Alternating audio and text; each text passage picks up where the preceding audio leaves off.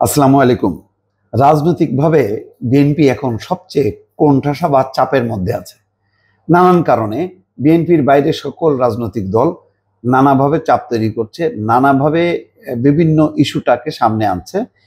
এর উদ্দেশ্য দুইটা। একটা হলো বিএনপি বিরোধী একটা নির্বাচনী জোট গড়ে তোলা, অথবা বিএনপিকে চাপ দেয়া যে আমরাও কিন্তু একটা শক্তি, ফলে তোমরা তোমাদের নির্বাচনী জোটে আমাদেরকে নাও, আমাদেরকেও আসন দিতে হবে। এইরকম নানান রকম তাপের মধ্যে আছে। আরেকটা হলো যে বিএনপিকে, একটা হলো যে তৃণমূলের নানা ঘটনা, বিএনপির নামে বা বিএনপির তৃণমূল পর্যায় থেকে যে ধরনের চাঁদাবাজি চলছে, যে ধরনের অপকর্ম চলছে, সেগুলিকে ইস্যু করছে। অন্যদিকে আর একটা গুরুত্বপূর্ণ জিনিস হচ্ছে, সেটা হচ্ছে পরিকল্পিতভাবে প্রচার চালানো হচ্ছে যে বিএনপি কোনো সংস্কার চায় না, তারা ওই আওয়ামী লীগের মতনই লুটপাটের একটা শাসন চালাতে চায়, তারা সংস্কার বিরোধী। কিন্তু আমি প্রতিদিনই দেখছি যে ঐকমত্য কমিশনে সালাউদ্দিন আহমেদ বিএনপির পক্ষ থেকে প্রতিদিন মিটিংয়ে, মানে লম্বা সময় ধরে তিনি কিন্তু অংশ নিচ্ছেন এবং দলের পক্ষ থেকে মতামত, এবং কোন কোন বিষয়ে ঐকমত্য, যেমন দ্বিকক্ষের পার্লামেন্ট, তারপরে তত্ত্বাবধায়ক সরকার ব্যবস্থা ফিরিয়ে আনা, তারপরে একজন দুই মেয়াদের বেশি প্রধানমন্ত্রী না হওয়া, নানা ইস্যুতে তো ঐকমত্য হচ্ছে। তারপরেও বিশেষ করে এনসিপির নেতারা, তরুণ নেতারা দেখছি ক্রমাগতভাবে বলছে যে এরা জুলাইয়ের গণ অভ্যুত্থান বিরোধী। এই প্রচার আজকে বিএনপির মহাসচিব মির্জা ফখরুল ইসলাম আলমগীর আনুষ্ঠানিকভাবে কিন্তু সেই কথা বলেছেন। বিএনপিকে সংস্কার বিরোধী বলে একটি মহল পরিকল্পিতভাবে অপপ্রচার চালাচ্ছেন বলে অভিযোগ করেছেন দলটির মহাসচিব মির্জা ফখরুল ইসলাম আলমগীর।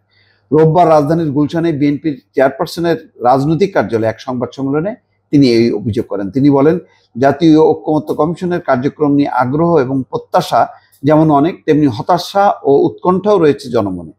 বিএনপির পক্ষ থেকে আমরা যেমন 6টি সংস্কার কমিশনের কার্যক্রম সক্রিয়ভাবে অংশ নিয়েছি, তেমনি ঐকমত্য কমিশনের প্রতিদিনের আলোচনায় আমাদের প্রতিনিধিরা কার্যকর অংশগ্রহণ করে চলেছেন। এই ব্যাপারে কিন্তু কোনো সন্দেহ নেই, এটা ভিডিও ফুটেজ তার প্রমাণ। তার মতে বিভিন্ন বিষয়ে ঐকমত্যে পৌঁছার জন্য আমাদের প্রতিনিধিরা সবাই অংশগ্রহণকারী অন্যান্য রাজনৈতিক দলের মধ্যে ঐকমত্য প্রতিষ্ঠা, অনেক বিষয়ে ছাড় দিয়ে হলেও একমত হয়ে কমিশনের ঐকমত্য প্রতিষ্ঠার প্রয়াসকে সহযোগিতা করছেন।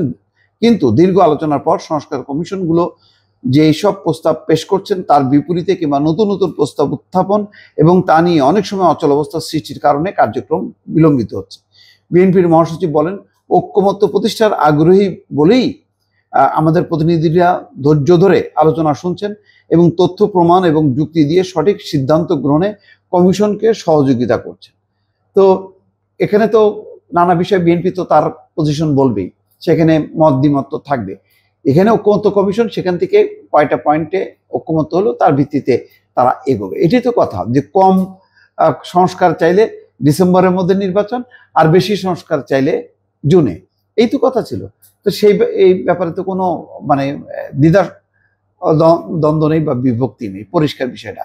কিন্তু তারপরও দেখেন, এনসিপির নেতারা যেখানেই যাচ্ছেন সেখানে বক্তব্যের একটা অংশে বিএনপির বিরোধিতা আছেই, আকারে ইঙ্গিতে বলছেন। যেমন হাসনাত আব্দুল্লাহ বলছেন, বিএনপি 16 বছরে যা পারেনি আমরা 7 মিনিটে সেটা করছি। এইগুলো একেবারে সেফ অপপ্রচার এবং ঐক্যের একটা ভাঙন ধরানোর পায়তারা বলে মনে হচ্ছে। দর্শক ভালো থাকবেন, আল্লাহ হাফেজ।